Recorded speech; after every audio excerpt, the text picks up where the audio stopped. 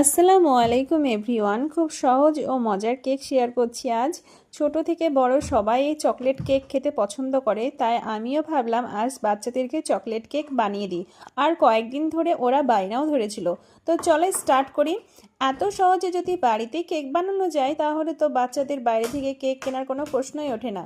কয়েকটা tips follow করলে আপনাদেরও কেক হবে এরকম নরম, স্পঞ্জি ও পারফেক্ট কেক। প্রথমেই নিয়ে নিচ্ছি 1/3 কাপ গরুর দুধ। আগে থেকে দুধ জাল করে নিয়েছিলাম, পরে আমি আরও দুধ অ্যাড করব। হাফ কাপ চিনি, 1 চা চামচের দিয়ে দিচ্ছি ভ্যানিলা এসেন্স, এতে একটা সুন্দর ফ্লেভার আসে। দিয়ে দিচ্ছি লেবুর রস। এই লেবুর রস দেওয়ার জন্য বাটার মিল্কের কাজ করবে। একটা ডিম, 1 চিমটি লবণ। এই হ্যান্ড উইক্স দিয়ে খুব ভালো করে ফেটিয়ে নিচ্ছি চিনিটা গলে যাওয়া পর্যন্ত। এটা মেশানোর পর ঘন ব্যাটার তৈরি হবে, তাই অল্প অল্প করে আরও দুধ ব্যবহার করব। এখানে 1/3 কাপ দিয়ে দিচ্ছি রান্নার সয়াবিন তেল, ভালো করে মিশিয়ে নিচ্ছি। একটা স্টিনারের ওপরে 1 কাপ ময়দা দিয়ে দিচ্ছি, টেবিল চামচ দিয়ে দিচ্ছি কোকো পাউডার, 1 চা চামচ দিয়ে দিচ্ছি মিল্ক পাউডার, আর 1 চা চামচ দিয়ে দিচ্ছি বেকিং পাউডার, আর সামান্য সোডা। বেকিং সোডাটা দিলে অনেক সফট হবে, খুব বেশি দেওয়া যাবে না। এখন সব উপকরণগুলো ভালো করে চেলে নেব।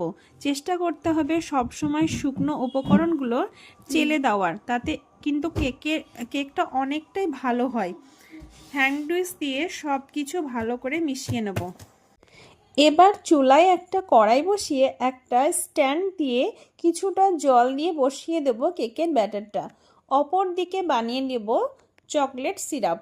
দিয়ে দেব 1 কাপ দুধ, 2 টেবিল চামচ কোকো পাউডার, 1 চা চামচ ময়দা, 2 চা চামচ চিনি, ভ্যানিলা এসেন্স দিয়ে সব কিছু ভালো করে মিশিয়ে নিয়ে মিডিয়াম ফ্লেমে বাটারটি হালকা গরম হলে দিয়ে দেব মিল্ক পাউডার 1 চা চামচ।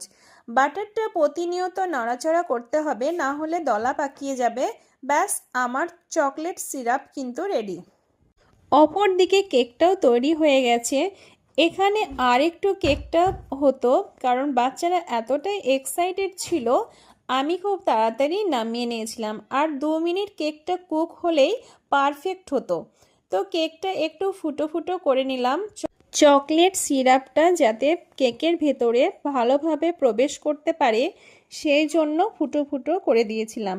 আর কেকের সৌন্দর্য ফুটিয়ে তোলার জন্য 2টো ডেয়ারি মিল্ক টুকরো টুকরো করে কেকের উপরে সাজিয়ে নিলাম, এতে করে কেকের স্বাদটাও দারুণ আসে।